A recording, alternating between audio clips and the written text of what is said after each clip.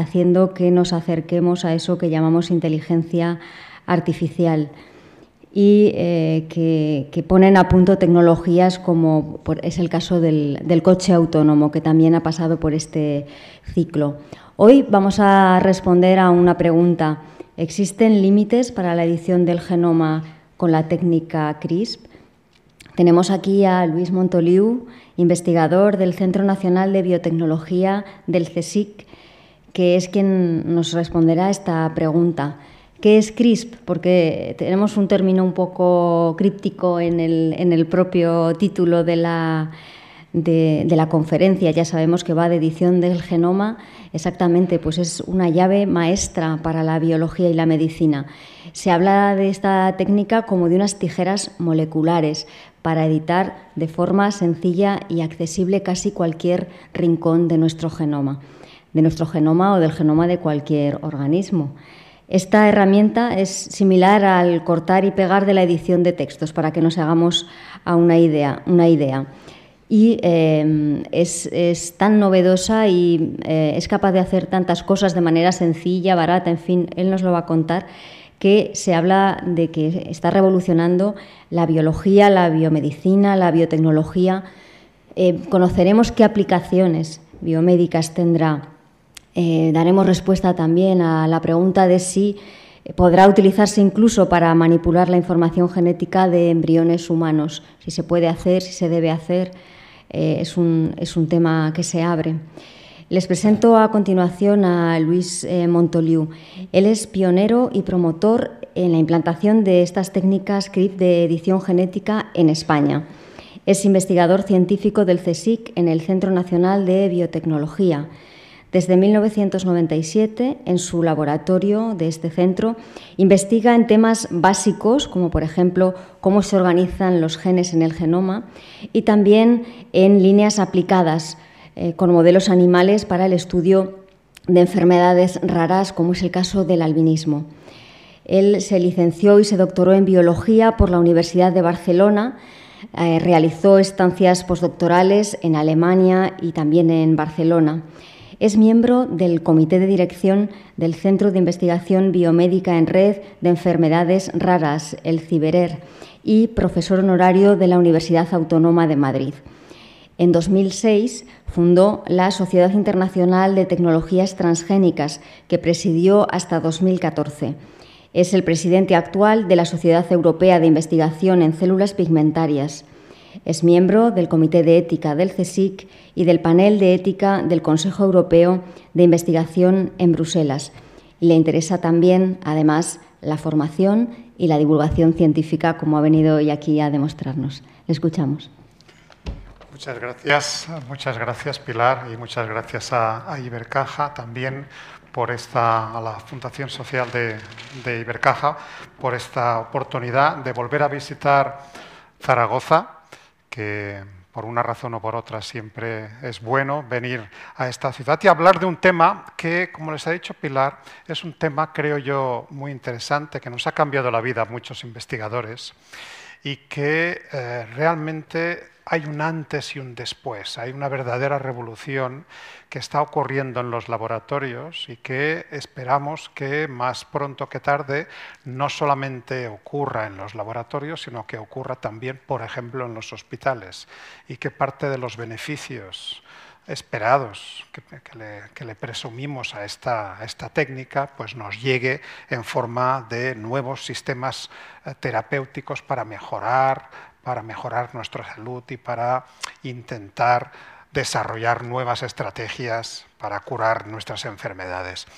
Déjame empezar con algo que es relativamente muy actual. Estamos todos preparando en casa la declaración de la renta, estoy seguro, porque son las fechas adecuadas.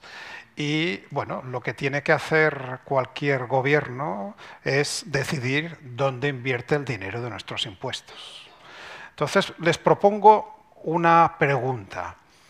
Tenemos un cierto dinero que siempre consideramos que es insuficiente. Saben que los investigadores siempre queremos tener un poquito más de financiación de la que finalmente acabamos obteniendo.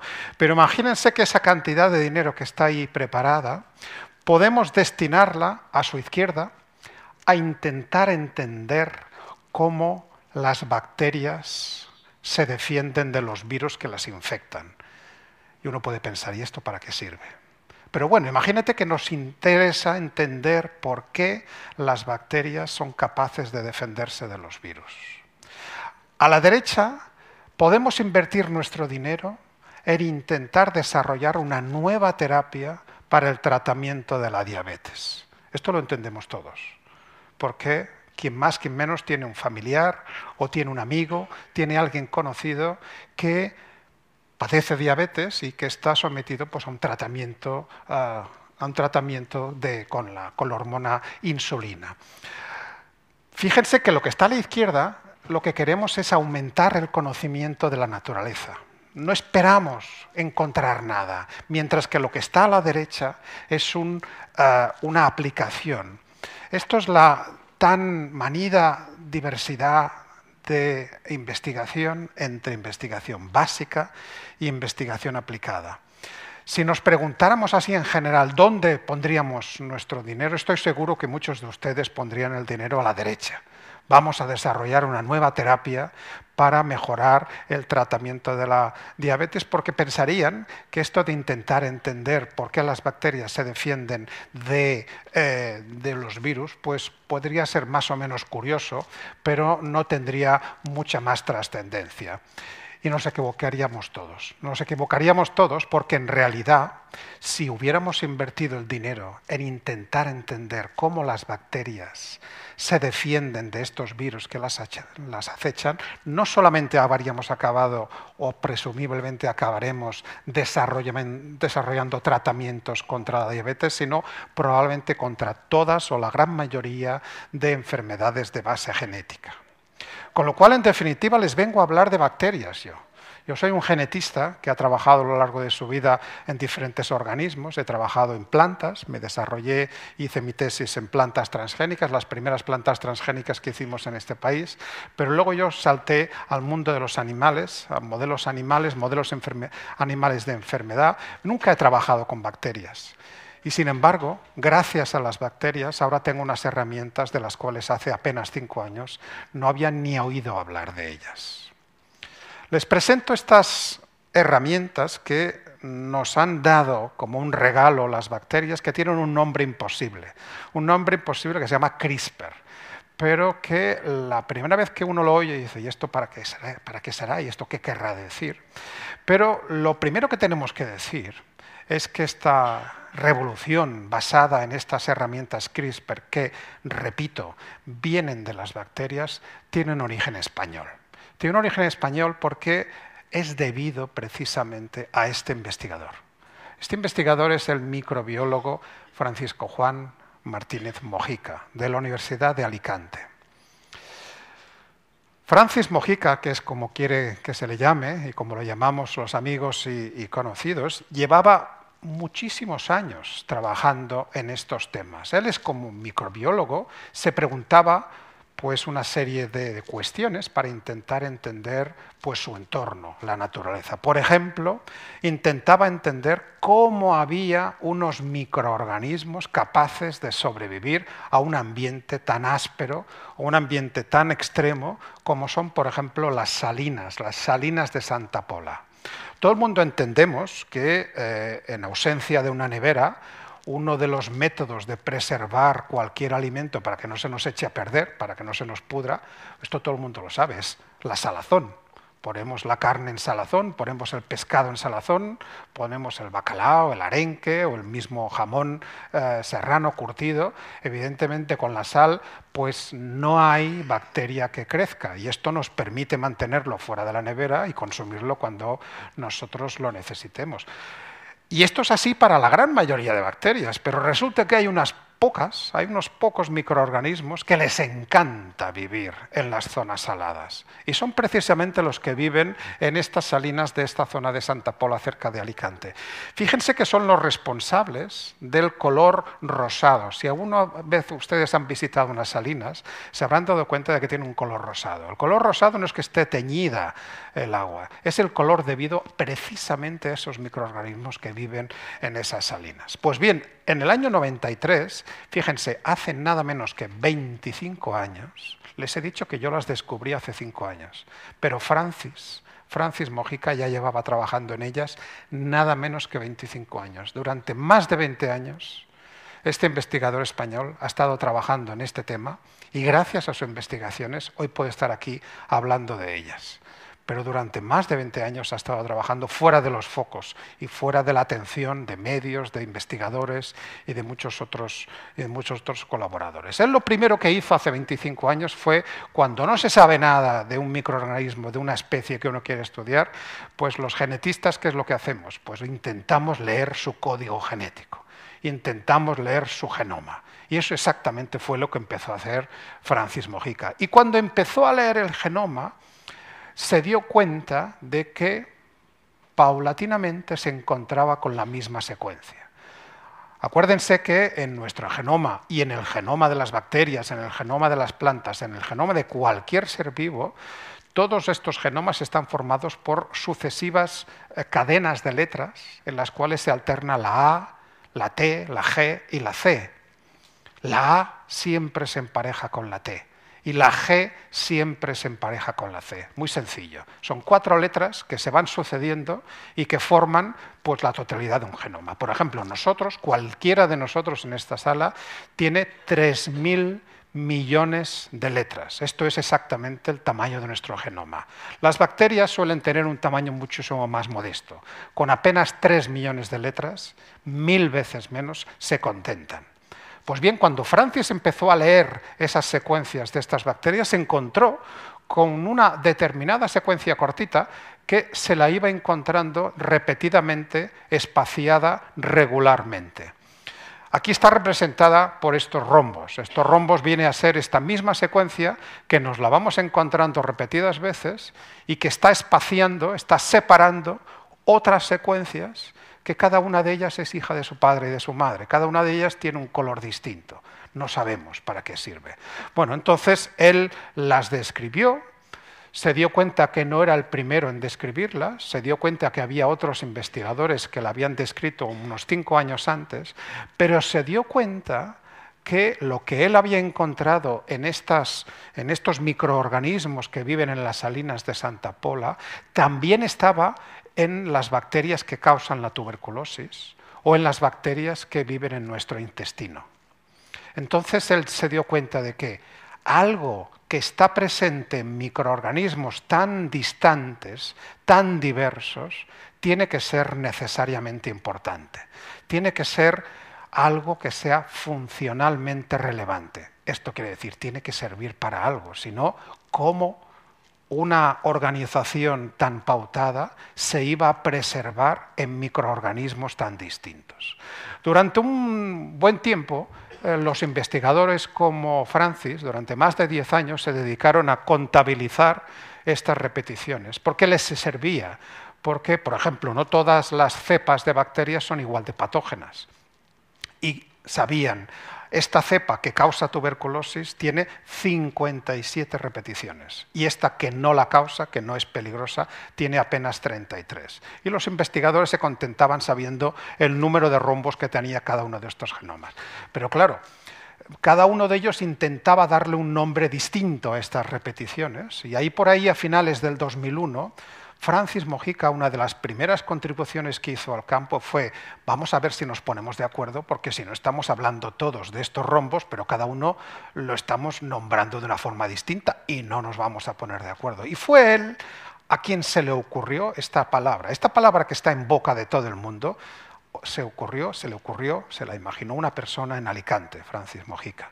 CRISPR, que es un acrónimo de unas palabras en inglés que traducidas al español quiere decir exactamente lo que están viendo en el esquema. Repeticiones cortas, palindrómicas. ¿Qué es palindrómicas? Que se leen igual del derecho que del revés. Palindrómicas, agrupadas, vemos que están agrupadas, y regularmente espaciadas. Es una mera descripción de lo que estamos viendo. Esta palabra hizo fortuna porque a finales del 2001 esta palabra nunca nadie antes la había utilizado. En los buscadores de Internet, en las bases de datos de las publicaciones, esta palabra no aparecía, con lo cual esta palabra, al ser única, al ser nueva, sirvió para poner de acuerdo a todo el mundo, y esta fue la primera contribución que hizo Francis a este campo. La segunda, probablemente la más interesante contribución de Francis, fue percatarse de lo que es relevante. A veces los investigadores, gracias a la perseverancia que tienen algunos, como es el caso de Francis, se percatan de lo que no es tan importante y de lo que es realmente sustantivo. Existe esta parábola, seguro que la han oído hablar, del dedo y la luna. Dicen que el necio se fija en el dedo y el sabio se fija en la luna. Cuando estamos apuntando algo con nuestro dedo, lo importante siempre es a qué apuntamos, no nuestro dedo. No hay que mirar al dedo, hay que mirar a la luna. Entonces resultó que los investigadores llevaban años mirando al dedo, llevaban años contentándose con estas repeticiones que estaban ahí pautadamente en todas las bacterias, y con esto les bastaba. Francis se dio cuenta de que había más información y que intentó ver más allá. De hecho, se dio cuenta de que probablemente lo relevante no estaba en esas repeticiones, sino que estaba en aquellas secuencias que hasta ese momento habían pasado desapercibidas, que nadie, como nadie las entendía, nadie se dio cuenta de vamos a intentar entenderlas. Y Francis dijo, no, lo importante tiene que estar en medio de estas secuencias repetidas. Y ahí fue el momento eureka que ocurrió aproximadamente en el año 2003 de Francis, y ese es el momento por el cual muy probablemente, también más pronto que tarde, probablemente tengamos un tercer candidato a un premio Nobel en nuestro país. Saben que en nuestro país no abundan los premios Nobel de la ciencia. Exactamente solamente tenemos dos. Don Santiago Ramón y Cajal, 1906, y don Severo Ochoa Albornoz, 1959. Desde el año 59 no tenemos ningún premio Nobel en investigación. Y no será porque no ha habido investigadores e investigadoras que han realizado contribuciones excelentes, pero ninguna de ellas ha llegado al nivel de relevancia o impacto internacional que merezca la atención de los comités Nobel. Esta es una de ellas, esta seguro que sí. Tarde o temprano esto acabará. De hecho, ya está recibiendo premios por diferentes fundaciones y diferentes agencias que están premiando su trabajo. ¿Cuál fue ese momento eureka de Francis? Francis se dio cuenta que esas secuencias que estaban insertadas entre las repeticiones eran fragmentos de virus que infectaban a las bacterias.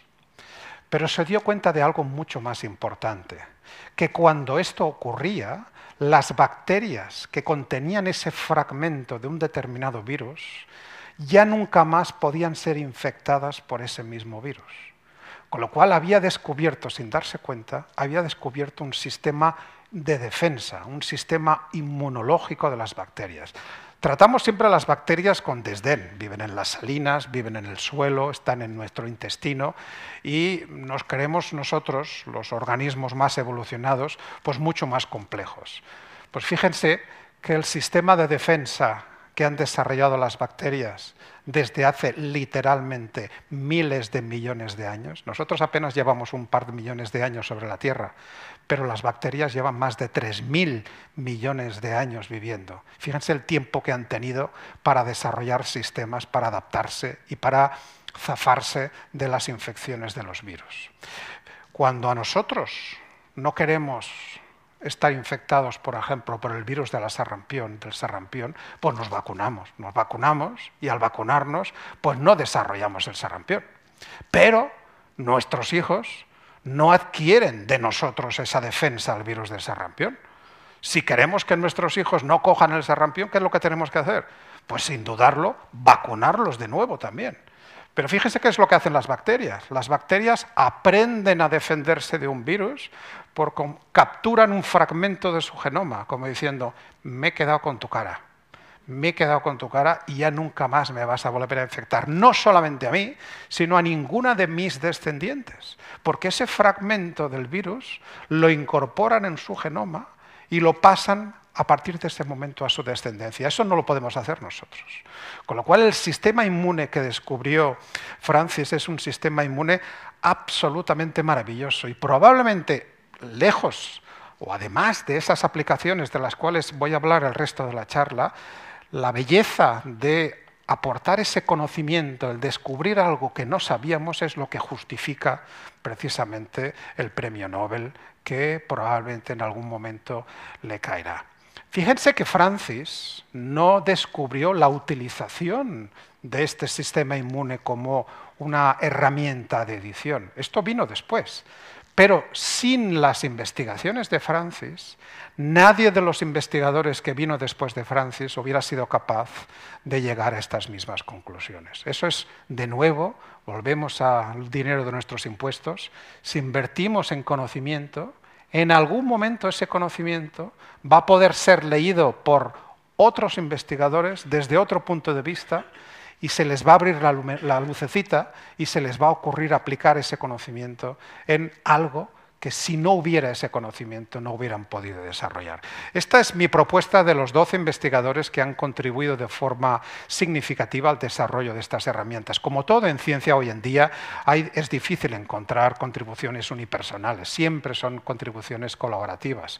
Por supuesto, no solamente es Francis, es la gente del equipo de Francis, que es con la cual él desarrolló sus experimentos, y otros microbiólogos que junto con él describieron este sistema de defensa que después las investigadoras que están en el centro y que probablemente les suenen porque han aparecido mucho en prensa, Emmanuelle Charpentier y Jennifer Doudna, una investigadora francesa y una investigadora norteamericana, son las que, leyendo el trabajo de Francis que se había realizado más de 10 o 15 años anteriormente, leyendo ese trabajo se dieron cuenta de que más allá de este sistema que las bacterias utilizan para defenderse, también es un sistema que podemos utilizar para hacer el recorta, pega y colorea, para cambiar las letras del código, no del genoma de las bacterias, sino de cualquier genoma, incluyendo el nuestro.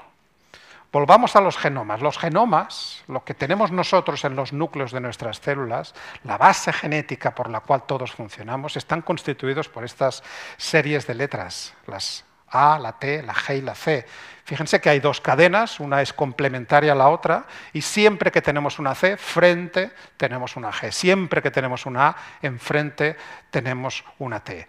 Es precisamente esta secuencia la que utilizan las herramientas de edición para borrar, para sustituir, para eliminar, para invertir determinadas secuencias y con ello conseguir editar el genoma. Esto es la simplicidad y la belleza del sistema de edición desarrollado por Francis y completado por muchos otros investigadores. En definitiva, es una proteína que tiene un nombre que se llama Cas9. Esta proteína actúa como si fueran unas tijeras, corta el genoma, pero corta el genoma no en cualquier sitio, corta el genoma donde le indica esta pequeña moleculita de color azul, que es un ARN, es una molécula intermedia en el código genético que está entre nuestro genoma y las proteínas, y esta ARN le indica, le lleva de la mano y le dice: tienes que cortar aquí. ¿Y cómo se lo dice? Pues porque tiene 20 letras que se emparejan exactamente con sus complementarias en el gen en el cual estamos interesados en trabajar.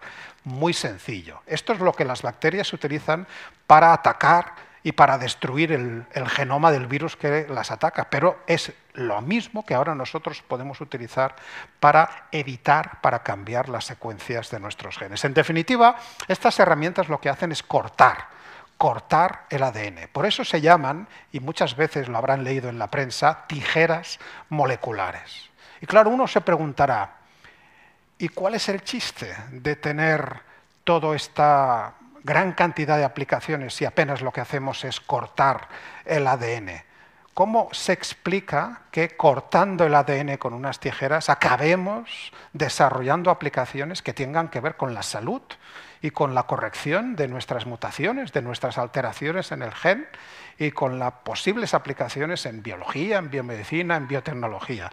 Bueno, esto se explica porque el corte que provocan estas herramientas CRISPR en nuestros genomas y en el genoma de cualquier especie es probablemente uno de los insultos, una de las agresiones más fuertes que podemos hacer contra nuestras células.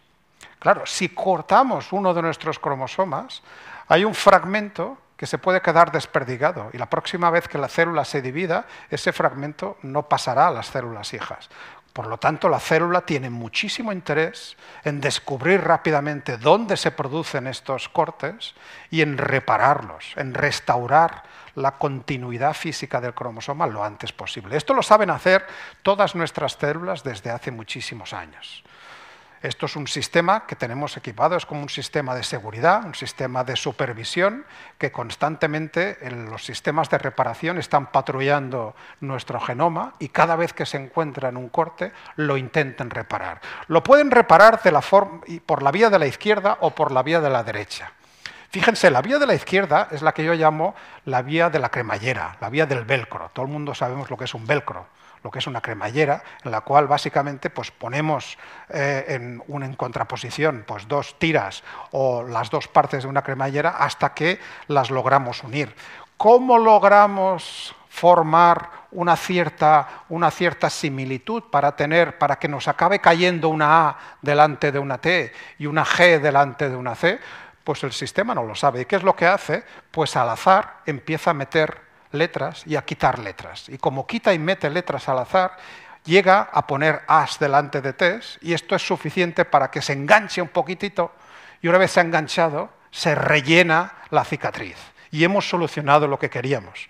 Esto lo teníamos abierto porque lo habíamos cortado, pero como hemos añadido y quitado letras, resulta que lo acabamos de sellar. Pero claro, como hemos añadido y quitado letras, lo más probable es que aquella secuencia que estaba aquí, que daba lugar a un gen, que a su vez daba lugar a una proteína que era importante, pues ese gen ha dejado de funcionar, porque hemos alterado su pauta, hemos alterado esa información que había.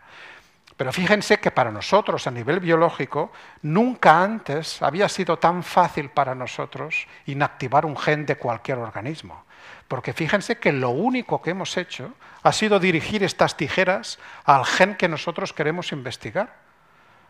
Las hemos dirigido contra ese gen y luego nos hemos sentado a esperar. Porque la propia célula, al reparar este corte, lo que ha provocado es que el gen deje de funcionar. Nunca antes, repito, había sido tan fácil inactivar un gen. Pero claro, podemos hacer cosas más interesantes que inactivar un gen. Podemos corregirlo, pero corregirlo a voluntad. Decir, no, lo que yo quiero es que cuando tú restaures esta secuencia, incorpores unas letras que antes no estaban. Y esto lo podemos hacer porque le podemos dar de comer al sistema un molde, podemos utilizar un molde que tenga letras a ambos lados del corte, las mismas, para que se utilice para enganchar, y en el centro tenga estas letras azules que antes no estaban.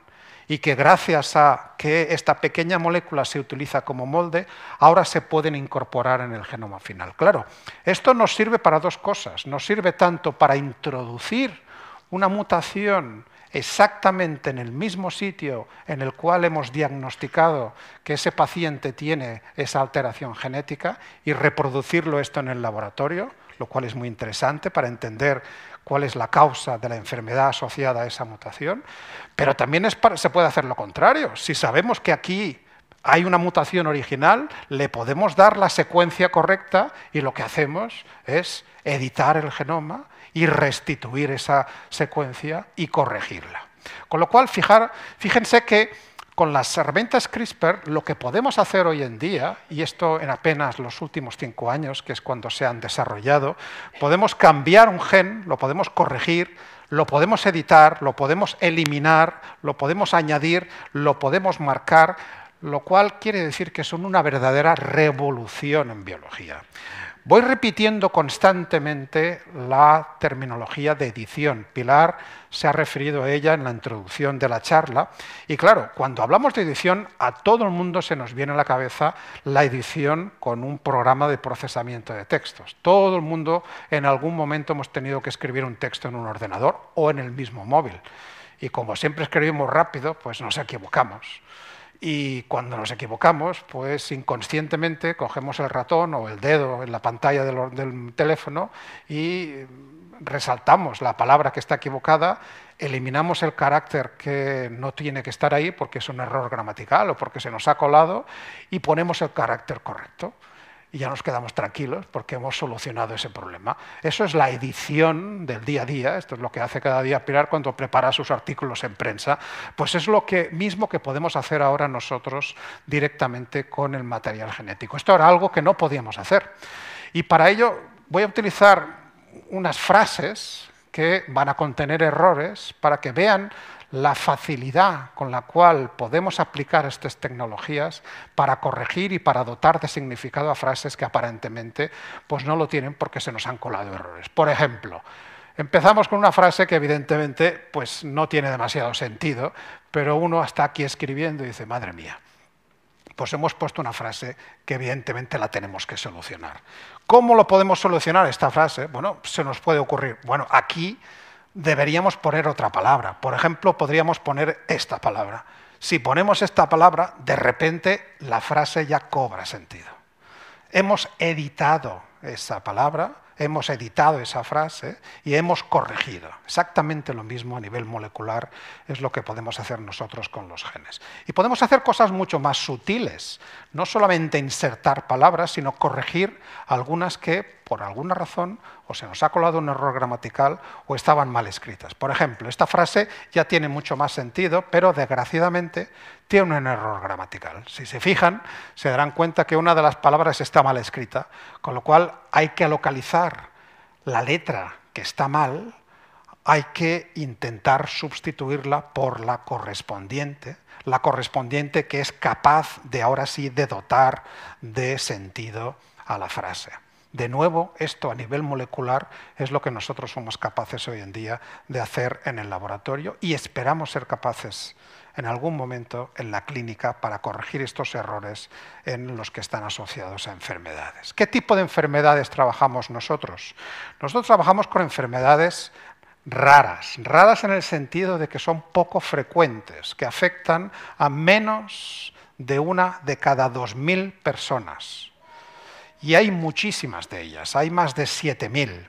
Claro, durante muchísimos años estas enfermedades raras han sido las olvidadas de los sistemas nacionales de salud, hasta que hace unos 12-15 años, tanto de la Federación Española de Enfermedades Raras como otras asociaciones similares se percataron y transmitieron a las autoridades que sí que es cierto que para cada una de estas 7000 enfermedades raras hay muy pocos pacientes, pero que si sumamos todos los pacientes de todas las enfermedades raras en un país como el nuestro, que tenemos aproximadamente un poco más de 46 millones de habitantes, resulta que nos sale la cifra de 3 millones de personas afectadas por alguna de las enfermedades raras. Y 3 millones de personas ya no es algo que podamos olvidar ni podamos desdeñar. Nos tenemos que ocupar y el Sistema Nacional de Salud se tiene que ocupar. Por eso se crearon hace unos 12 años también en España iniciativas como el Centro de Investigación Biomédica en Red en Enfermedades Raras, que depende del Instituto de Salud Carlos III, que es donde nosotros también trabajamos y donde desarrollamos nuestra actividad con una de estas condiciones genéticas poco frecuentes, que en nuestro caso es el albinismo. En el albinismo lo que se ve no es lo importante, lo que se ve es una persona que parece que tiene menos o incluso que carece de pigmentación. Y podemos pensar, es una persona que se tiene que proteger del sol porque se va a quemar.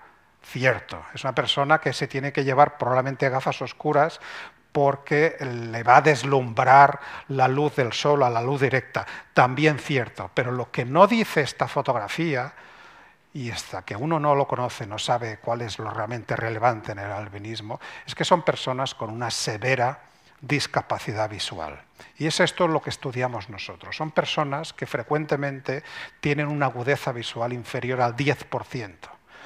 10% es el límite para el cual en este país y en cualquier otro país de la Unión Europea se ubica lo que se llama el concepto de ceguera legal. Son personas con ceguera legal que en particular, por ejemplo, no pueden conducir.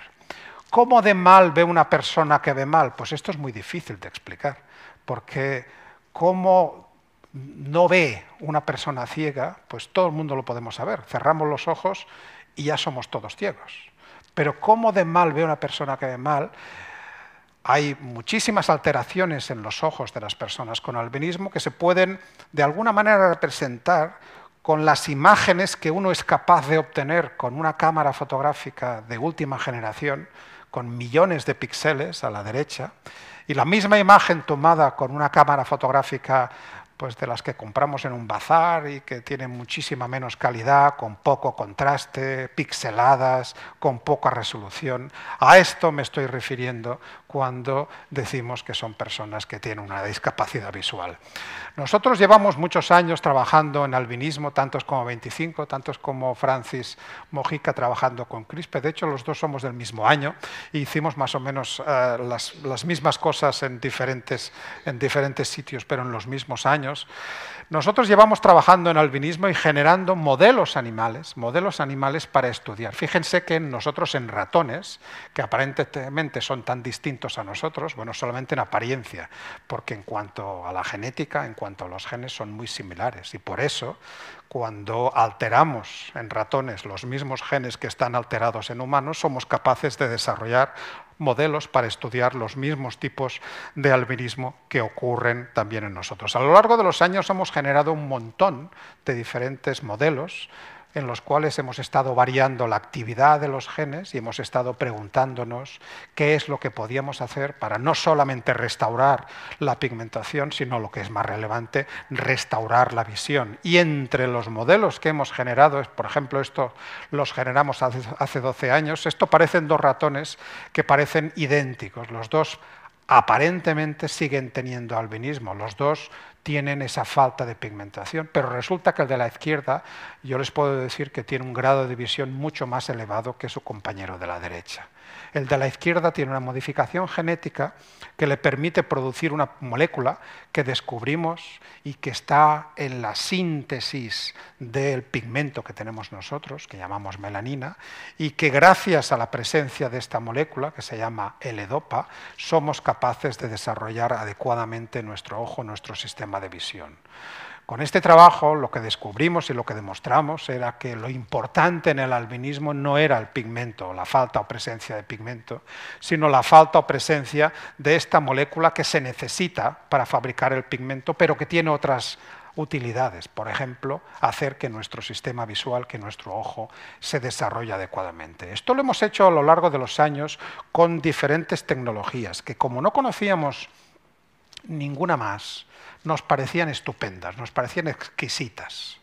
Durante más de 30 años estas son las tecnologías que hemos utilizado nosotros y cualquier otro investigador del mundo que se dedicara a la modificación genética de ratones y de otras especies modelo. Y de izquierda a derecha lo que están viendo son pequeñas peliculitas en las cuales los investigadores primero están inyectando una solución de material genético, están añadiendo un gen a ese embrión. El animal resultante al cual le hemos añadido un gen va a ser un ratón modificado genéticamente o también llamado un ratón transgénico porque le hemos añadido ese transgen. En el centro, esto lo empezamos a poder utilizar desde principios de los 90, finales de los 80, descubrimos que había unas células, estas bolitas, que están circulando por dentro del capilar de inyección, unas células que se llaman células madre embrionarias, que son las que dan lugar a todos los tipos de células que tenemos en nuestro cuerpo, desde las neuronas hasta las células del pelo, hasta nuestras células del corazón, del hígado, del páncreas. Y estas células fuimos capaces de mantenerlas en cultivo durante muchos años, y de tal manera que mientras las manteníamos en cultivo podíamos utilizarlas para inactivar o para borrar un gen. Pero esto nos costaba mucho tiempo y mucho esfuerzo. Tanto como para inactivar un solo gen necesitábamos no menos de 1 o 1 año y medio, de 12 a 18 meses. Pero como no conocíamos nada más, pues nos seguía pareciendo estupendo. Y a la derecha tenemos la tecnología de sustitución de los núcleos. Un embrión lo vaciamos de su material genético e introducimos un nuevo material genético de una célula. Esto, por ejemplo, es lo que se utilizó para fabricar o para generar el animal probablemente más famoso en biotecnología, que es la oveja Dolly. Se acordarán, en el año 97, hace 21 años, la oveja Dolly se obtuvo gracias a la reconstrucción con estos embriones. Claro, estas tecnologías parecen muy interesantes, pero tienen sus limitaciones. Nos permiten hacer alteraciones groseras, podemos eliminar fragmentos de un gen grande, pero lo que no podemos hacer es generar esa modificación sutil, ese cambio de una sola letra, como veíamos en los ejemplos de las frases. Gracias ahora a las herramientas CRISPR, gracias a estas tijeras, podemos hacer lo que nosotros hemos venido a llamar, y otros, los modelos avatar. Avatar como la película de ciencia ficción. Quien haya visto esta película, en ella aparecen unos seres azules que están de alguna manera conectados cada uno de ellos con su correspondiente persona. De alguna manera hay una conexión entre cada uno de estos seres con su correspondiente persona. Yo utilizo esta metáfora para decir, yo no quiero aprender qué es lo que le pasa a un gen cuando elimino un trozo muy grande. No, lo que quiero saber es qué es lo que le pasa a un gen cuando tiene la misma alteración que acabo de diagnosticar a un paciente que tiene nombre y apellidos. El señor Javier García Gutiérrez, que yo acabo de diagnosticar hoy en el laboratorio y que en el gen X he visto que tiene en esa posición una A en lugar de una C. Yo lo que quiero saber es qué es lo que le pasa al señor Javier. Con lo cual, ahora, gracias a estas herramientas, yo puedo trasladar esta única mutación, ese único cambio muy sutil, a un ratón, y en el ratón poder estudiar qué es lo que le pasa en realidad al señor Javier, sin tener que molestar al señor Javier. Eso es un cambio sustancial que hemos podido hacer y que nos permite hacer estas replicaciones de lo que ocurre a nosotros, pero hacerlo de una forma tan precisa que antes no podíamos hacerlo. Les presento un gen. Esto es un gen cualquiera. Bueno, no es exactamente un gen cualquiera, es un gen determinado que todos nosotros tenemos en nuestros cromosomas. Este es el gen de la tirosinasa. Este es un gen que es uno de los responsables de que seamos capaces de pigmentar, de generar pigmento. Les propongo que fijen su atención en esta zona de aquí, a la derecha, y si se fijan verán que una letra, que está ahora marcada en rojo, que es una C, fíjense lo que va a ocurrir. Esta letra C se convierte en una A. No he tocado nada más.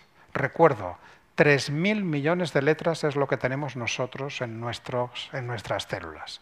De estas 3.000 millones de letras, solamente he tocado una letra en esta posición. Esto es suficiente para desarrollar un tipo de albinismo. Esta y no otra es la mutación que tiene esta persona, que se llama Pepe, que diagnosticamos en el laboratorio, y que tiene ese cambio de una C en una A en una posición, en unas coordenadas concretas de este gen. Fíjense lo sutil del cambio y la trascendencia que tiene ese cambio para el desarrollo. Esto es así para muchísimas enfermedades o muchísimas patologías o muchísimas condiciones genéticas en las cuales los genes dejan de funcionar, y esto es lo que ahora podemos reproducir utilizando las CRISPR.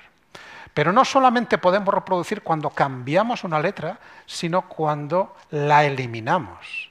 Fíjense lo que ocurre cuando eliminamos letras de una frase. Uno podría pensar que una letra puede eliminarse y esto no debería tener ninguna consecuencia.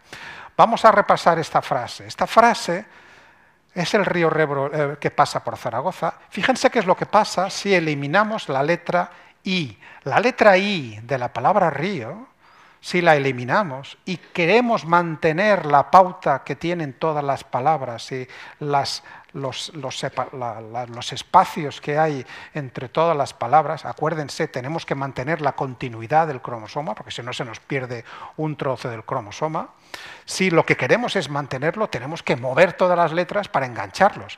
Fíjense qué es lo que pasa. Cuando movemos para enganchar, resulta que aquello que tenía sentido ya no lo tiene. Nos aparece una frase que ahora ya somos incapaces de leer. Y lo único que hemos hecho ha sido quitarle una letra. Le hemos quitado una letra y es suficiente para que la frase carezca de sentido. Esto es algo parecido a lo que sucede también con muchísimas condiciones genéticas, con muchísimas de estas enfermedades raras. Les presento otro gen que tiene un nombre un poquito más complicado, en este caso es el gen SLC45A2, pero les propongo que se fijen aquí a la izquierda y se fijen en esta C. Esta C que está en esta posición no es que vaya a cambiar por otra letra, sino que esta C va a desaparecer. ¡Pum!, ha desaparecido. Es una mutación que ocurre, pues podría ocurrir en cualquiera de nosotros. Pero al desaparecer esta C, quedan dos fragmentos que están separados y se tienen que unir, con lo cual todas las letras se tienen que mover una posición para engancharse. Y al moverse, pues resulta que nos pasa lo mismo que con la frase anterior, que a partir del punto de rotura, ese gen carece de sentido. Entonces, exactamente eso, la falta de una sola C, es lo que le pasa a Patty. Patty es otra persona que hemos diagnosticado en el laboratorio y que tiene un tipo de albinismo distinto al de Pepe, y que en el caso de Patty no es que la C se haya convertido en una A, sino que la C ha desaparecido, y la C al desaparecer da lugar a este tipo de albinismo. Nosotros, mediante ratones, podemos reproducir esta mutación, y cada una de estas frases, cada una de estas líneas es un ratón distinto. Si se fijan en el que está subrayado, donde confluyen las dos flechas azules, verán que aquí la letra C también ha dejado de existir. Este es el ratón, que además es el ratón avatar de Patty. También tenemos el ratón avatar de Pepe, en el cual hemos cambiado esta C por la A, y también tenemos otros ratones avatares, como por ejemplo, que reproducen mutaciones asociadas a otros tipos de albinismo. Este, por ejemplo, es el albinismo más común que ocurre en África, que está asociado a un gen distinto que se llama OCA2, y que fíjense que la pérdida de pigmentación no es tal, sino que hay un cambio. Fíjense en los colores de los ratones y fíjense en el color de este chico negro, naturalmente con albinismo, Charles, que también hemos diagnosticado en el laboratorio. Este es un chico de Camerún, que es el que nos da pie a este tipo de experimentos. ¿Para qué sirve tener tantos avatares? ¿Para qué sirve ser capaz de reproducir en el laboratorio estos diferentes modelos? Pues sirve para una cosa muy importante, sirve para validar seguridad y eficacia de cualquier tratamiento terapéutico que se nos ocurra. Les he dicho que nosotros descubrimos una molécula, hay otros investigadores que han propuesto la reutilización de medicamentos que están aprobados para el tratamiento de otras enfermedades y que pueden reposicionarse, que pueden utilizarse para el tratamiento también del albinismo. ¿Cómo probamos si esto es cierto? ¿Cómo probamos la seguridad de estos tratamientos o la eficacia de los mismos? Pues lo tenemos que probar utilizando un modelo lo más similar posible al paciente que estamos investigando. Hasta ahora esto no lo podíamos hacer, pero ahora gracias a estas herramientas sí que lo podemos hacer. Hasta ahora, fíjense que lo que hemos hecho ha sido modelar, reproducir en el laboratorio las alteraciones. Pero claro, uno dirá, si somos capaces de reproducir las alteraciones, ¿por qué no vamos a ser capaces de corregirlas? ¿Por qué si, en lugar de partir de una frase que tiene sentido, por qué no partimos de una frase que no tiene sentido? Y lo que hacemos es dotarla de sentido. ¿Qué es lo que le pasa a esta frase? Le falta una letra. ¿Dónde? Aquí en esta posición. Pues vamos a introducirla. Vamos a introducir la letra en esta posición y vamos a correr todas las letras a la derecha, y de repente de nuevo la frase vuelve a cobrar sentido. Esto es lo que se llama terapia génica. Vamos a resolver un problema y vamos a intentar corregirlo. Esto no es ciencia ficción, esto ya ha ocurrido en animales. Cuidado, no en ninguna persona, no hay ninguna persona todavía en el mundo que haya sido tratada, y van a ver a continuación por qué. Pero en animales hemos sido capaces de generar estos modelos de diferentes alteraciones y diferentes patologías, como la distrofia muscular de Duchenne, o cataratas congénitas, o la retinosis pigmentaria, o Huntington, o Parkinson, etcétera. Todas enfermedades que tienen un sustrato genético que hemos podido modelizar en los ratones o en las ratas, en las dos especies se ha hecho, y luego corregirlas.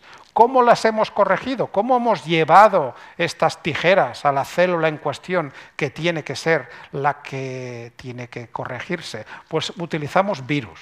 Utilizamos unos virus que en general nos causan problemas, pero si los vaciamos de su contenido y lo que hacemos es introducir dentro de estas cápsides estas herramientas de edición, lo que conseguimos es generar esta especie de autobús, que lleva un autobús de línea que lleva las herramientas al destino adecuado. Tenemos virus que son capaces de infectar células de corazón, tenemos virus que son capaces de infectar cerebro, que son capaces de infectar hígado, que son capaces de infectar diferentes tipos celulares, con lo cual podemos llevar estas herramientas al tipo celular que nos corresponda.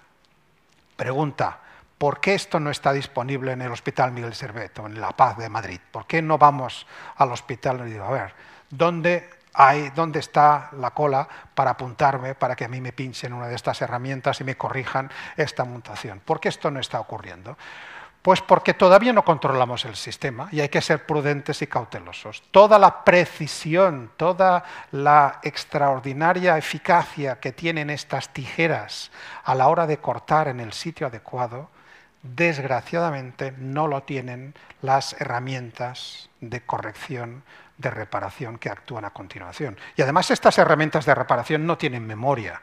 Cada vez que se encuentran un corte y tienen que repararlo, no se acuerdan de lo que han hecho con la otra secuencia, con otra molécula parecida. Con lo cual, si en la otra habían insertado 2 A's y una T, aquí quizá insertan 2 T's y una A, con lo cual van a dar lugar a secuencias distintas. Alguna de ellas va a ser la que nosotros queríamos, pero muchas de ellas no van a ser útiles. Y lo que van a hacer es, van a reparar el estropicio, van a reparar el corte, pero no vamos a obtener la secuencia que nosotros queríamos.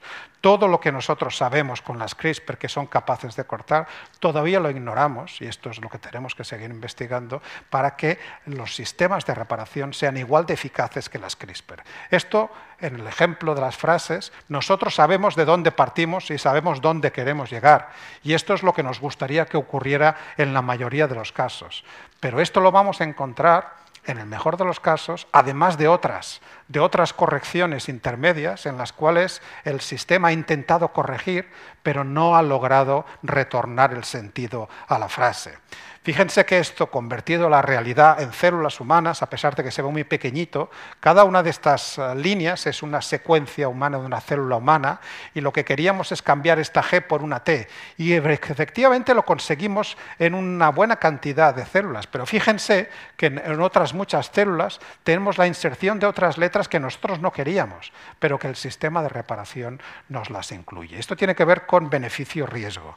Todo el mundo lo entendemos cuando entramos en el hospital para una operación quirúrgica, nos dicen, tiene usted un 95% de éxito. Y decimos, pues muy bien. Esto quiere decir que el 95% de las veces voy a acabar mejor de como he entrado. Y en un 5% de los casos puede ser que tenga algún problema. Pero ¿qué tal si nos dicen, tiene usted un 5% de éxito? Allí ya no vamos tan convencidos. Tenemos que estar realmente muy mal para aceptar tal riesgo, porque un 5% de éxito, que es aproximadamente el nivel de éxito, 5%, 10% que tienen estos sistemas a nivel celular, pues quiere decir un 90 o un 95% de fracaso. Yo esto lo puedo hacer perfectamente con células o con mis ratones, porque me dedico a analizarlos todos y selecciono el que a mí me interesa, que es el que realmente quiero estudiar, y descarto a los otros. Pero ¿cómo lo hago esto con pacientes? ¿Cómo hago esto con pacientes? ¿Cómo me quedo con el 5% y los 95% los descarto? Esto no es posible. Con lo cual ahora entienden por qué todavía, a pesar de que son unas herramientas poderosísimas que están llamadas a cambiar realmente nuestra manera de corregir genes y de hacer terapias, todavía no están con el nivel de seguridad y de eficacia que necesitamos para convertirlas en verdaderos medicamentos. Esto es lo que se llama el mosaicismo genético, eso es lo que se llama que los genes no se corrigen de una sola manera, sino que se corrigen de muchas maneras. Como nosotros trabajamos con genes de la pigmentación, pues generamos estos ratones tan estupendos que tienen estas manchas, y estas manchas, cada una de ellas aparece en sitios distintos, ¿no? A este ratón le llamamos Bowie, como el cantante David Bowie, que como recordarán tenía un ojo de cada color. color, este ratón también tiene un ojo de cada color. Entonces, fíjense que nosotros somos capaces de ver este tipo de variaciones. Otras personas que trabajan en otros genes que no tienen esa trascendencia en pigmentación, pues dirán, yo no veo manchas en mi ratón. Bueno, no ves manchas en tu ratón, pero cuando secuencias, cuando obtienes las letras que están detrás de cada uno de tus ratones, pues verás que este es el que te interesaba. Fíjense, este es el que te interesaba, pero luego, además de este, tienes otros muchos en los cuales las variaciones han sido distintas. Con lo cual yo tengo que esforzarme en desbrozar y en seleccionar solamente uno, que es el que me interesa, y eliminar todos los otros. Este es el primer problema. El segundo problema es que a veces las tijeras, a pesar de ser extraordinariamente precisas, son capaces de cortar en secuencias parecidas en otras zonas del genoma. Siguiendo con el ejemplo, queremos corregir esta frase, el río Ebro es el que pasa por Zaragoza. La palabra que queremos corregir es Ebro, pero es que la palabra Ebro puede estar en otras frases del genoma. Podemos estar corrigiendo una secuencia que parecida puede estar en otro sitio, en otro gen. Y nosotros lo que queremos es corregir la primera, y al corregir la primera estamos logrando lo que nosotros queríamos. Pero lo que no sabemos es que, claro, como esta frase también está en otro sitio, el mismo sistema que utilizamos para corrección lo que genera es una mutación en esa otra frase, que en principio no tenía ningún problema y que ahora lo tiene. Con lo cual, hemos corregido lo que nosotros queríamos, pero hemos alterado algo que nosotros no queríamos y que se parece mucho. Con lo cual, esta es otra de las limitaciones que tenemos que tener en cuenta y tenemos que dirigir estas herramientas de corte lo más precisas posibles e intentar que no ocurran estas alteraciones no deseadas. Y algo que...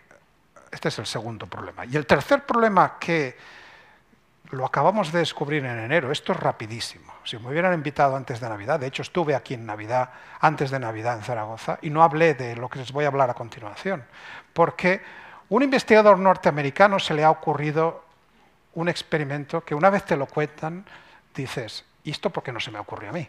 Bueno, pues no se me ocurrió a mí porque se le ocurrió a este señor, que es un señor mucho más talentoso y mucho más inteligente, y además uno de los que está más cerca de poder desarrollar una terapia basada en estas herramientas. Fíjense que voy repitiendo que estas herramientas derivan de las bacterias, pero no les he dicho de qué bacterias. Originalmente Francis estudiaba los microorganismos y las bacterias que viven en las salinas, pero finalmente otros compañeros de Francis describieron estas mismas herramientas en otras bacterias que tienen nombre y apellidos, como por ejemplo Streptococcus pyogenes o Staphylococcus aureus, que igual no nos suenan de nada. Pero si tenemos alguna relación con el medio hospitalario, sabremos que el primero de ellos, Streptococcus pyogenes, ¿quién no ha tenido una faringitis? ¿Quién no ha tenido una otitis? Pues resulta que son los causantes de faringitis y otitis. Con lo cual, resulta que nuestro cuerpo ya conoce a Streptococcus pyogenes y conoce todas sus proteínas y tiene anticuerpos. Muchos de nosotros tenemos anticuerpos y tenemos células del sistema inmune contra esa bacteria. Y fíjense que ahora nosotros queremos utilizar una proteína de esa bacteria, que es la que tiene la capacidad de cortar, y la queremos utilizar para curar a alguien, pero resulta que esa misma proteína es la que va a suscitar una respuesta alérgica, porque nosotros ya somos inmunes a esa bacteria, a esa proteína. Con lo cual vamos a hacer el pan con unas tortas. Vamos a intentar curar a una persona con algo que lo que le va a producir es una respuesta alérgica. Va a ser incluso peor el remedio que la enfermedad. Lo mismo con Staphylococcus aureus. ¿Quién no conoce el caso de una persona que ha sido operada en el hospital y en el postoperatorio, dado que tenemos bajas nuestras defensas, hemos tenido alguna infección en el hospital porque nos han abierto, nos han cambiado algún hueso o nos han hecho cualquier tipo de reparación en el abdomen o en el tórax y se nos ha infectado la herida? ¿Quién es el causante de estas infecciones que se llaman nosocomiales, que son las que ocurren en los hospitales? Pues uno de los causantes es Staphylococcus aureus. Con lo cual, nuestro cuerpo también conoce y se defiende contra estafilococos, con lo cual si utilizamos proteínas de estas bacterias, pues resulta que vamos a suscitar esta respuesta. Con lo cual uno puede pensar, menudo jarro de agua fría. todo lo que nos está contando resulta que no lo vamos a poder aprovechar, porque resulta que las bacterias nos van a causar más daño que beneficio. Bueno, hay por lo menos dos soluciones. Una, la que se le ocurrió al señor Matt Porteous, que es este investigador de California, que fue el que descubrió esto en enero.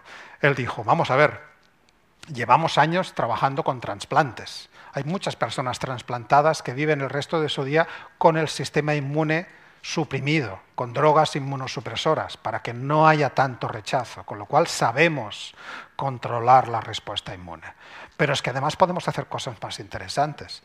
Podemos llamar a nuestro amigo Francis Mójica en Alicante y a cualquiera de los microbiólogos y decirle, oye, ¿no tendrás por ahí alguna otra bacteria con la cual nosotros no hayamos tenido nada que ver? Eso probablemente es mucho más interesante. En lugar de utilizar las tijeras de bacterias con las cuales nosotros tenemos relación, ¿qué tal si utilizamos las tijeras de una bacteria, por ejemplo, Francisella? Francisella es una bacteria con la cual nosotros, que sepamos, no hemos tenido nada que ver. Como no hemos tenido nada que ver, la proteína que corta derivada de Francisella, que no se llama Cas9, sino que se llama CPF1, podría ser la que podríamos utilizar con este objetivo terapéutico. Y resulta que hay millones de bacterias, con lo cual nosotros podemos ahora dedicarnos, pensábamos que lo teníamos todo resuelto y que no tendríamos que buscar nada más. Bueno, esto es una cura de humildad, pues esto de nuevo la naturaleza nos vuelve a recordar que las cosas siempre son bastante más complejas de lo que uno anticipa y lo que tenemos que volver al laboratorio, tenemos que descubrir tijeras de otros sitios, de otras bacterias que nos sirvan para corregir. Claro, si sabemos que podemos generar correcciones muy dispares, no siempre la que nosotros queremos. Si sabemos que podemos tocar a genes distintos de al que nosotros queríamos y si además tenemos estos problemas de administración de estas proteínas, claro, la pregunta es, ¿esto lo deberíamos aplicar en embriones humanos, cuando tenemos todas estas incertidumbres? Entonces yo creo que estarán de acuerdo conmigo que en estos momentos probablemente sea imprudente la utilización de estas tecnologías, no ya solo en pacientes, sino a nivel de embriones. Pero es que además de imprudente, probablemente es innecesario. Es innecesario porque en las clínicas de infertilidad, donde existen estos embriones, se pueden generar embriones a partir de óvulos y esperma que donan la pareja, y el ginecólogo lo que hace es hacer la fertilización in vitro, obtiene un embrión, y ese embrión se deja desarrollar unas cuantas divisiones, se extrae una celulita del embrión, se le hace una biopsia y se le pregunta al embrión si es portador o no de la mutación. A esto se le llama diagnóstico genético preimplantacional. Esto es algo que está ya a disposición nuestra desde hace un montón de años. Y resulta que esto lo podemos aprovechar, con lo cual antes de intentar corregir nada en el embrión y equivocarnos y generar más daño que beneficio, tenemos a nuestra disposición técnicas alternativas, con lo cual es imprudente, es innecesario y finalmente recuerdo que en este país esto es ilegal. Si me planteo este tipo de experimentos, la legislación que tenemos hoy en día nosotros, si yo me planteara este tipo de experimentos en el laboratorio, pues acabaría mis días en Soto del Real. Porque resulta que nuestro país firmó el Convenio de Asturias, también llamado Convenio de Oviedo, en el cual es el Convenio por los Derechos Humanos y el artículo 13 nos dice que únicamente podrá efectuarse una intervención que tenga por objeto modificar el genoma humano, que es lo que queremos hacer, pero siempre y cuando no tenga por finalidad la introducción de una modificación en el genoma de la descendencia, siempre y cuando esto no lo transmitamos a la descendencia. Esto nos podrá parecer bien, mal o regular, pero esta es la legislación que tenemos. Si nosotros queremos hacer experimentos en esa dirección, lo primero que tenemos que hacer es conseguir los votos suficientes para que un grupo parlamentario correspondiente presente una moción para cambiar esta legislación y por mayoría se apruebe y finalmente la sociedad acordemos que vamos a empezar este nuevo camino. En estos momentos esto no lo podemos hacer. ¿Podemos utilizar embriones para investigar? Una vez la pareja ya tiene sus hijos y ya no quiere utilizar más de esos embriones que están congelados. Por supuesto. España tiene una de las legislaciones en investigación en embriones más avanzadas que existen. Hay que garantizar, hay que explicarlo, hay que obtener los permisos adecuados, pero siempre y cuando estos embriones no salgan del laboratorio. siempre y cuando estos embriones no se implanten. Tampoco nosotros podemos constituir embriones para experimentar. Lo único que podemos hacer es aprovechar lo que las parejas nos cedan una vez han cumplido su función. Con lo cual, finalmente, decirles que efectivamente estas herramientas las tenemos por todos los sitios. Hasta ahora lo que les he contado han sido aplicaciones de salud, que todo el mundo entendemos, pero también hay muchísimas otras aplicaciones que de una forma pincelada voy a pasar por encima para que vean que el impacto revolucionario de estas herramientas supera al de la salud, supera al campo biomédico. Por ejemplo, el campo de los xenotransplantes, ¿no? Todos les he hablado de los trasplantes, les he dicho que hay personas que están en listas de espera porque tienen que obtener un hígado y no hay un hígado que pueda ser utilizable por ellos. Hay quien ha pensado que los cerdos podrían ser una buena fuente de órganos de xenotransplantes, de trasplantes de un animal distinto. Claro, si esto lo hiciéramos, inmediatamente nuestro sistema inmune lo rechazaría. Se puede cambiar al cerdo, se puede cambiarle algunas proteínas de la superficie de las células para que nuestro cuerpo lo acepte. Pero lo que no sabíamos y descubrimos hace unos cuantos años es que las células del cerdo tienen una serie de virus que están insertadas, que cuando los pasáramos, por ejemplo, a personas, estos virus podrían empezar a saltar y manifestarse. Claro, lo último que quieres con una persona trasplantada, que es una persona que además está inmunosuprimida, es que tenga que enfrentarse a todo un batallón de virus. Con lo cual esto fue algo que detuvo el progreso. Claro, hubo un investigador que se dio cuenta, vamos a ver, ¿cuántos virus tenemos de estos insertados en el genoma del cerdo? Y le dijeron 62. Pues vamos a ver si utilizamos esta herramienta de corte, que es muy precisa, y vamos a eliminar todos y cada uno de estas inserciones víricas. Y lo consiguió. Se puso a ello y lo consiguió. Con las herramientas CRISPR eliminó ni una, ni dos, ni 20, ni 30, sino las 62 veces que el virus está en el genoma del cerdo. Y consiguió unas células a partir de las cuales desarrolló estos cerditos cuyos órganos ahora son muchísimo más seguros para utilizar en trasplantes. Vamos a ver cosas que nos llevamos a la boca. Champiñones. Los champiñones, todo el mundo sabe que cuando los laminamos, cuando los cortamos en láminas, si los olvidamos encima de la cocina, ¿qué es lo que les pasa a los champiñones? Pues se empardecen, se ennegrecen porque se oxidan. Y se oxidan porque hay unas oxidasas que son las responsables de que aparezca ese color negruzco. No cambia para nada las cualidades organolépticas y las cualidades alimenticias del champiñón, pero ya no apetece comérselo. Entonces, unos investigadores en la Universidad de Pensilvania lo que consiguieron es precisamente inactivar el gen responsable de la oxidación, con lo cual ya estos champiñones se pueden laminar y ya no se oxidan, ya no ennegrecen. Y esto es algo que ha sido aprobado y que no está regulado y que puede encontrarse ya en Estados Unidos. Podemos hacer cosas incluso muy interesantes, que es controlar infecciones causadas por mosquitos, que son los que realmente están picándonos a nosotros y están transmitiendo las enfermedades. Malaria, fiebre amarilla, el Zika, todos estos son enfermedades infecciosas graves que afectan a otros países y no nos afectan a nosotros, y parece que esto no nos importa, pero hay millones de personas afectadas y podemos hacer dos cosas. Podemos intentar luchar contra la enfermedad o podemos luchar contra el vector. Si luchamos contra el vector, si dirigimos una de estas herramientas a alguno de los genes que el mosquito necesita para vivir, eliminaremos el mosquito. Y si eliminamos el mosquito, podemos controlar la enfermedad.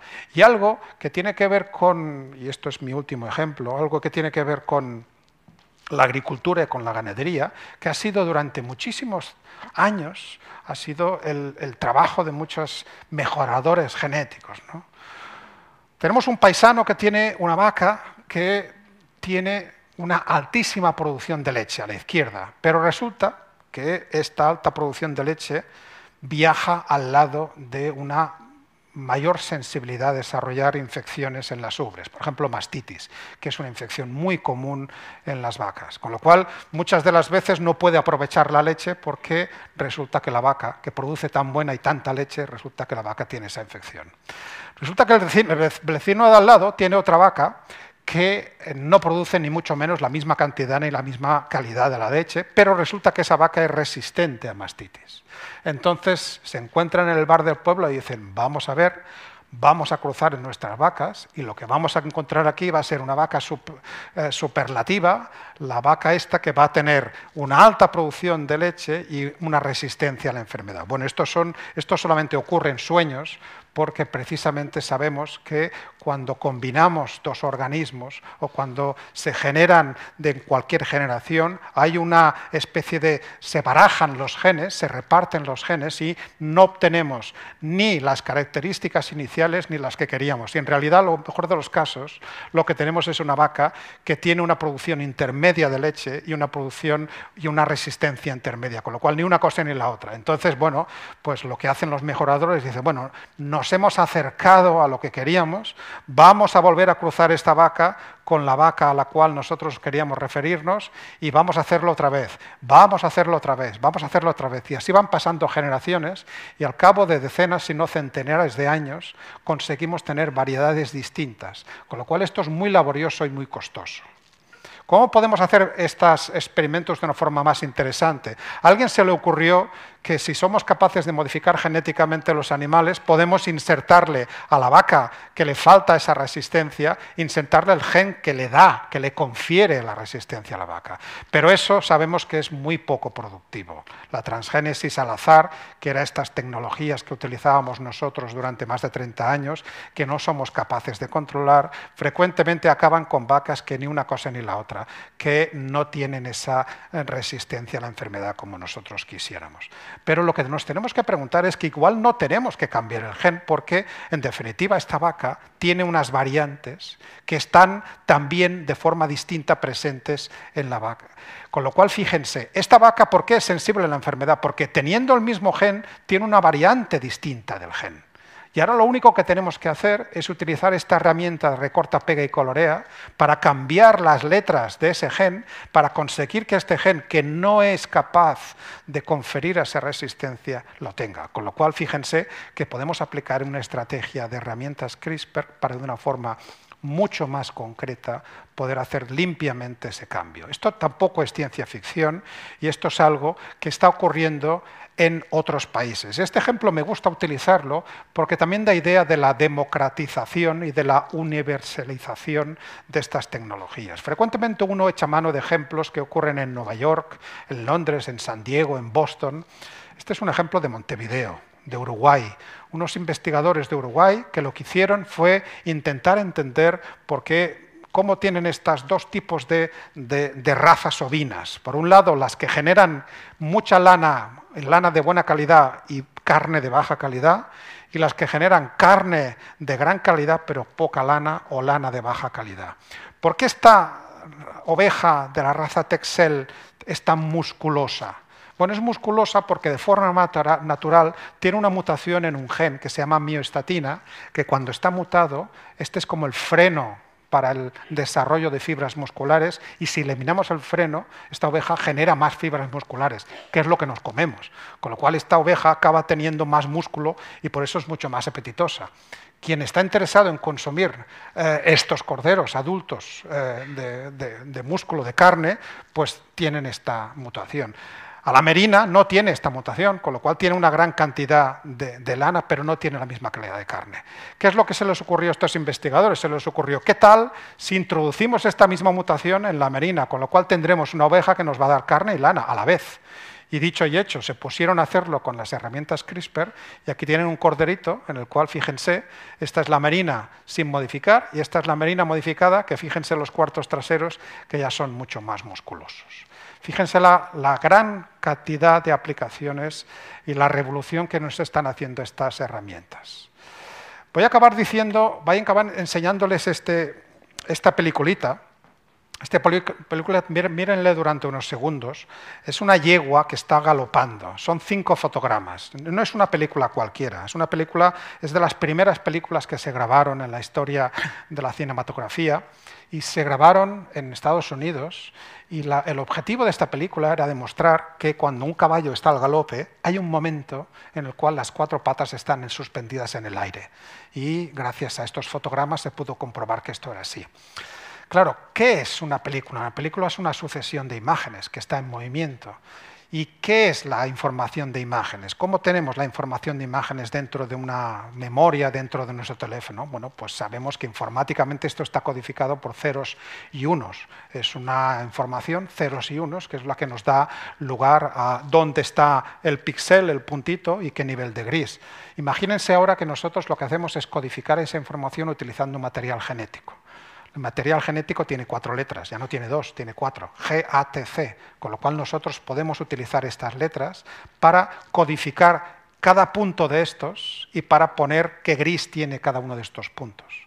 Esto es lo que hizo este investigador utilizando estas herramientas CRISPR. Estas herramientas CRISPR le sirvieron para introducir cada una de estas informaciones en el genoma de una bacteria y esta bacteria se la envió a un colega y el colega lo que hizo fue secuenciar la información genética de esa bacteria y al decodificarlo se encontró con la misma. Con lo cual, fíjense que utilizamos el genoma de una bacteria para almacenar información de imagen, almacenar información de película. ¿Y esto para qué sirve? Pues no lo sé. No lo sé y además esta no es la pregunta. De momento esto sirve para demostrar que las herramientas CRISPR son tan sorprendentes que sirven para incluso almacenar información. Tampoco Francis sabía para qué serviría cuando él estaba intentando entender cómo las bacterias se adaptaban a ese ambiente tan salino.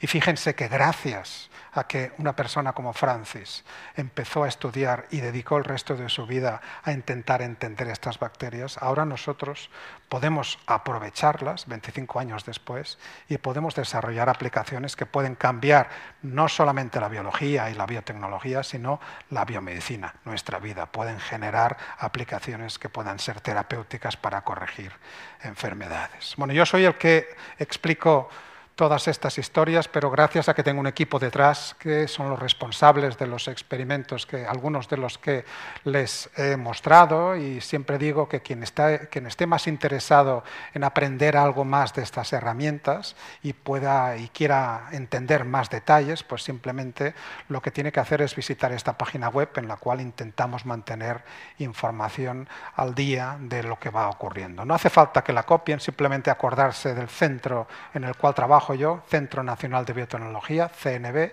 y CRISPR. Uno va a Google, pone estas dos palabras y rápidamente le lleva a esta página web. Muchísimas gracias.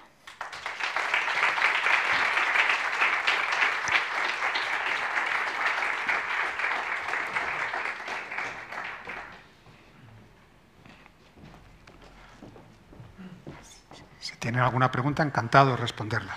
Muchas gracias, Luis. Antes de dar paso a las preguntas del público, quería agradecerte por habernos mostrado lo que sabemos y lo que ignoramos y, sobre todo, por haber explicado con tanta claridad, llevando hasta sus últimas consecuencias esta metáfora con la edición, poniendo en paralelo la edición de textos, la edición de una frase y la edición del genoma. ¿Tenemos alguna pregunta? Sí, va a venir la... Le trae el micrófono, espera un segundo. Gracias. Sí, por favor, antes ha nombrado usted la legislación española, sí, que prohibía hacer experimentos con embriones y todo esto. Y considerando la legislación comparada, ¿sabe usted si, por ejemplo, en países, lo más grande del mundo, en China, por ejemplo, en la República Popular China, en Estados Unidos, en India o en Rusia, ¿está la misma legislación o allí los experimentos son libres? Hay muchos países que no han firmado el Convenio de Asturias. Por ejemplo, en Europa, no hace falta irse muy lejos, en Europa y por diferentes motivos, Reino Unido no lo firmó, Alemania no lo firmó, Reino Unido porque lo consideraba demasiado estricto y Alemania porque lo consideraba demasiado débil, todavía lo quería demasiado más estricto. Otros países fuera de Europa, por ejemplo China, Japón, Estados Unidos de América, son países en los cuales no tienen este tipo de legislación y no tienen este tipo de limitación. En esos países, precisamente, los pocos ejemplos que hay de los primeros experimentos utilizando embriones humanos supernumerarios, sobrantes de las clínicas de infertilidad e incluso creando embriones humanos con este fin de experimentación, se han hecho precisamente en estos países. Pero encuentran exactamente lo mismo que nosotros encontramos cuando hacemos los experimentos con ratones. Tienen estas alteraciones las que quieren y las que no quieren. Y mientras, repito, mientras no seamos capaces de reducir a un nivel aceptable las alteraciones no deseadas, yo creo que sigue siendo imprudente su utilización terapéutica. Si estamos en unos niveles de un 5 o un 10%, no creo que sea oportuno pensar en su utilización terapéutica. Otra cosa es que habrán visto en los medios de prensa que hay pacientes ya en China y en Estados Unidos, y muy pronto los va a ver en Europa, en los cuales se les van a aplicar y se les han aplicado estas técnicas, pero no directamente en la persona, sino en células extraídas de la persona. Se pueden extraer, por ejemplo, células de la sangre, y en el laboratorio se puede hacer un experimento con estas herramientas de recorta, pega y colorea para eliminar un gen que les dé unas características especiales que, por ejemplo, sirvan para luchar mejor contra un tumor, y luego nos encargamos de seleccionar aquellas que mejor hayan conseguido esta modificación. Y una vez seleccionadas, las volvemos a reintroducir en el paciente. Esto es lo que se llama una terapia génica ex vivo, fuera de la persona. Y esto es algo que lo vamos a ver. Las tecnologías que nos gustaría aplicar, las que llevan el cambio al cuerpo, las que nos permitirían inyectar a través de la sangre por estas herramientas, pues todavía tendremos que esperar un poco, tendríamos que esperar a aumentar la seguridad y la eficacia de esta tecnología. ¿Tenemos alguna otra pregunta? Sí, Brian. Aquí. Sí, sí. Señor Montoliu, mi agradecimiento por su extraordinaria exposición. Es tan grande como mi felicitación. Realmente nos ha deleitado. Me ha parecido entrever, no sé si estará de acuerdo conmigo, que todas estas tecnologías que suenan a veces a ciencia ficción, dentro de 10, 15, como mucho 20 años, en manos de los nazis se haría la boca agua y obtendrían una raza aria desprovista de todo riesgo de enfermedades y serían todos altos, guapos, rubios, ojos azules, o sea, a medida. ¿No da esto un poco de miedo? Las herramientas en sí mismo, la tecnología, la ciencia no es ni buena ni mala, es su utilización la que es buena o mala. Precisamente por esto somos unos cuantos investigadores que, sabedores de la potencialidad de estas herramientas, en particular hemos propuesto unos grupos de discusión, unas asociaciones, para lo que consideramos que es el uso responsable de las técnicas de edición genómica. Creemos que no todo lo que puede hacerse probablemente deba hacerse. Y es así lo que intentamos. Y yo creo que lo que hay que conseguir, como siempre, los avances científicos van siempre por delante de las modificaciones legislativas. Lo que podemos o no podemos hacer nos lo dice la normativa jurídica, pero la normativa jurídica siempre tiene que adaptarse al conocimiento. Entonces, todavía estamos en una fase en la cual estamos adaptando las normas que teníamos para que también apliquen para esta nueva tecnología.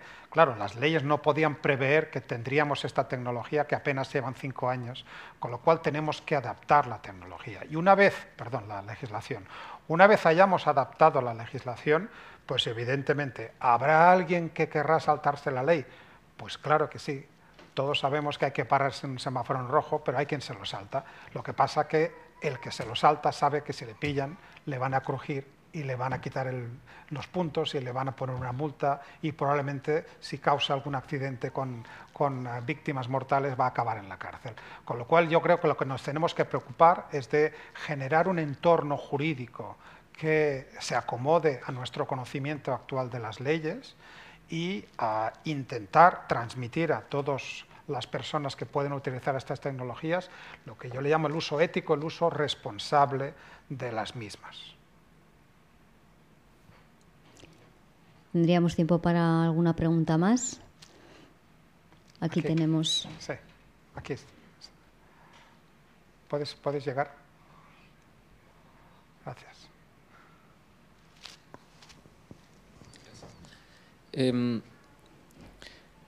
¿Cuál sería la relación del CRISPR con los interruptores de genes, los potenciadores, los genes no codificantes?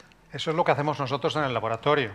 cualquier persona que haga diagnóstico genético de enfermedades raras con base genética sabe que aproximadamente un 30 o un 40% de los pacientes no somos capaces de diagnosticar cuando leemos todos los genes, ¿no? Entonces, claro, tenemos la evidencia clínica de que aquella persona tiene esa condición genética, pero no encontramos la mutación cuando miramos solamente los genes. Tenemos que recordar que los genes apenas ocupan el 2% de nuestro genoma. Los 20.000 genes que tenemos, si los ponemos todos juntitos, apenas ocupan un 2% del genoma y el 98% restante está ocupado por este genoma no codificante. ¿Qué es lo que hay en el genoma no codificante? Pues hay muchas secuencias repetidas, hay muchos retrotransposones y elementos móviles, pero también están los interruptores, también están los elementos que determinan cuándo un gen va a activarse, en qué célula y en qué momento del desarrollo. Y a veces la causa de la enfermedad no es una alteración genética en el propio gen, sino una alteración en el interruptor. Y eso es lo que nosotros hemos podido demostrar, y otros muchos grupos, utilizando estas herramientas. Porque anteriormente intentar entender estos interruptores que estaban rodeados de tantas secuencias repetidas era muy farragoso, casi imposible. Pero gracias a la precisión que nos aportan estas herramientas de CRISPR, ahora lo que podemos hacer es inactivar con precisión este interruptor y preguntarle al ratón correspondiente qué pasa cuando este interruptor deja de funcionar. Y cuando lo hacemos con algunos de los genes de la pigmentación, dejando intacto el gen, simplemente alterando ese interruptor, lo que logramos es que el gen deja de funcionar. Con lo cual estamos dando la explicación de por qué existen muchas personas en las cuales no encontramos aparentemente alteraciones en lo que sería el propio gen y alteraciones que muy probablemente estén en los interruptores que lo controlan. Una última pregunta en la sala. Bueno, pues llegados hasta aquí, muchas gracias, Luis, por hacernos fácil entender esta herramienta de recorta, pega y colorea que tanto ha revolucionado vuestro día a día. Me contabas en una entrevista que tuve ocasión de hacerle hace un tiempo que era una bendición y que había revolucionado tu día a día científico. Efectivamente. Y yo quiero acabar agradeciéndoles a ustedes que, con el día tan bueno que hace, hayan decidido pasar la tarde juntos y hablar un poquito de ciencia. Y si nos vamos todos para casa con la sensación de que hemos aprendido algo nuevo, ya me consideraré yo satisfecho. Muchas gracias.